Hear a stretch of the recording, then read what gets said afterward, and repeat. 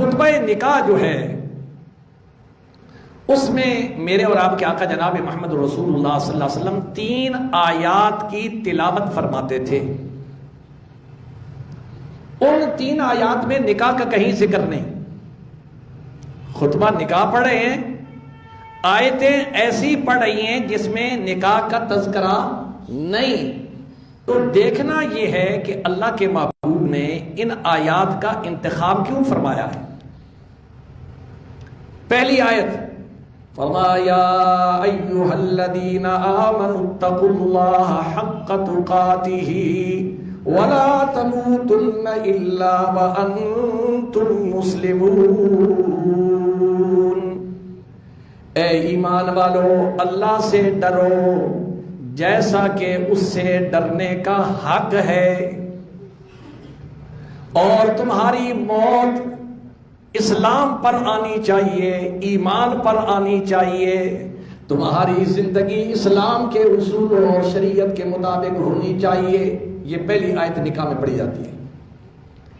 دوسری آیت میں فرمایا یا ایھا الذین آمنوا اتقوا اللہ وقولوا قولا سدیدا. اے ایمان والو اللہ سے ڈرو. پہلی آیت میں بھی فرمایا اللہ سے ڈرو, دوسری آیت میں بھی فرمایا اتقوا اللہ, اللہ سے ڈرو, وقولوا قولا سدیدا, رس بھری محبت بھری سچی اور کھری باتیں کرو, دل دکھانے والی باتیں نہ کرو, دل آزاری والی باتیں نہ کرو, بلکہ محبت بھری رس بھری گفتگو کرو.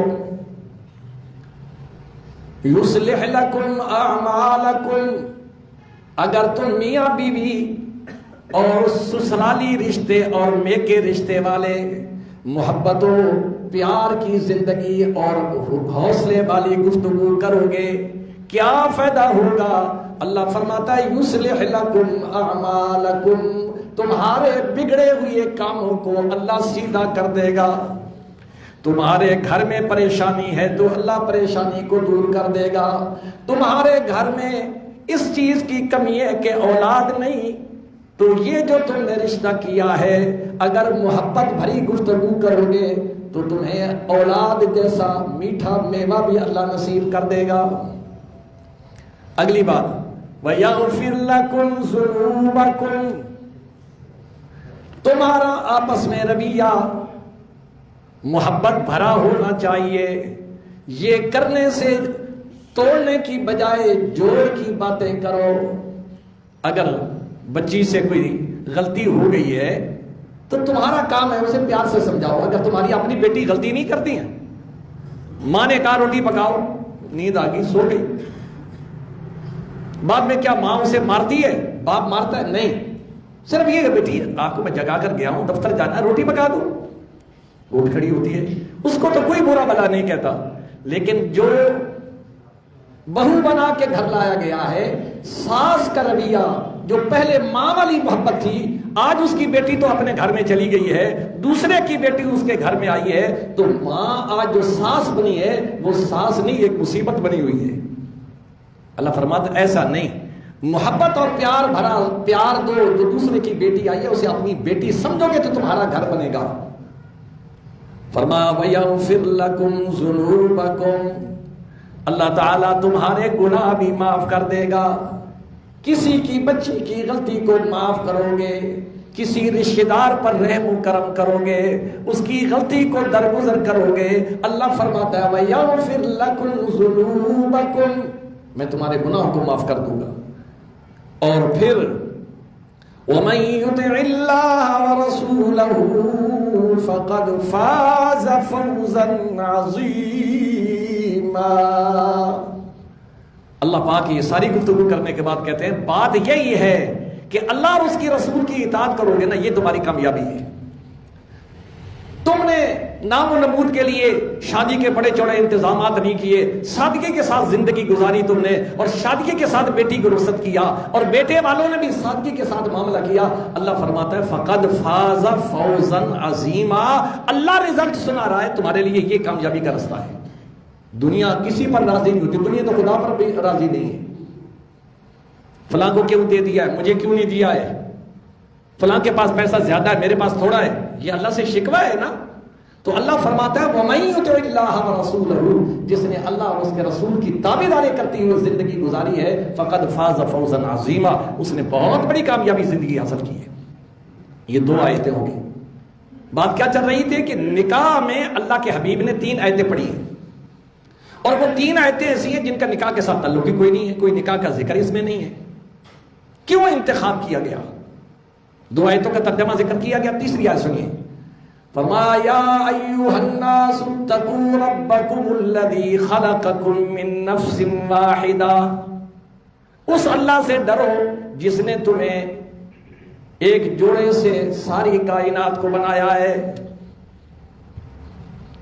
یا ایھا الناس اتقوا ربکم الذی خلقکم من نفس واحدۃ وخلق منها زوجها. ایک آدم تھے، ان سے پھر حوا پیدا ہوئی، اور پھر اللہ کریم نے یہ ساری کائنات کا نظام جو چلایا ہے. اللہ کریم فرماتے ہیں یہ نکاح کا عمل سب سے پہلے کائنات کے اندر جو عبادت کی گئی، نماز نہیں پڑھی گئی، درود شریف نہیں پڑھا گیا، زکوٰۃ نہیں دی گئی، رمضان کے روزے نہیں رکھے گئے، سب سے پہلے کائنات بننے میں جو عمل کیا گیا وہ نکاح کا عمل ہے. اس سے پہلے کوئی عبادت نہیں. اور آج ہم نے اس نکاح کو رسم بنا دیا ہے، نکاح کو ہم عبادت ہی نہیں سمجھتے ہیں. اللہ کے محبوب نے یہ جو 3 آیات کا انتخاب کیا، اس کے اندر حکمت یہ ہے. 3 آیتوں میں شروع میں اللہ نے فرمایا اللہ سے ڈرو، اللہ سے ڈرو، اللہ سے ڈرو. 3 آیتوں شروع میں. یہ اللہ سے ڈرنے کا کیا مطلب ہے؟ فرمایا یہ جو ایک نیا خاندان بننے جا رہا ہے، یہ جو ایک نیا معاشرہ تشکیل پانے جا رہا ہے، یہ جو ایک نیا کام کیا جا رہا ہے، یہ اس وقت تک کامیاب نہیں ہو سکتا جب تک میاں بیوی اور سسرالی اور میکے والوں کے دل میں خوف خدا نہ ہو. خوف خدا کے ساتھ ہی دونوں خاندان چلیں گے. اگر خوف خدا نہیں، اللہ سے ڈر نہیں، اللہ فرماتا ہے ان اللہ کان علیکم رقیبا، اللہ نگران ہے، دیکھ رہا ہے. بیوی کیا کر رہی ہے، خاوند کا رویہ کیا ہے، سسرالیوں کا رویہ کیا ہے، یہ سارا اللہ نگرانی خود کر رہا ہے.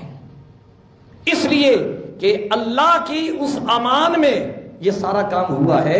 وہ بچی آئی ہے تو اللہ کی امان اور اللہ کے حبیب کی امان میں خامد نے قبول کیا ہے، تو اللہ اور اس کے رسول صلی اللہ علیہ وسلم کی امان میں اس نے کہا مجھے قبول ہے. اس لیے اللہ فرماتے ان اللہ کان علیکم رقیبا، اس سارے معاملے کی میں نگرانی کروں گا. اور قیامت کے دن اس جو میاں بیوی کی زندگی ہے، اللہ فرماتے ہیں لَتُسْأَلُنَّ يَوْمَئِذٍ عَنِ النَّعِيمِ، قیامت کے دن میں اس کے بارے میں پوچھوں گا.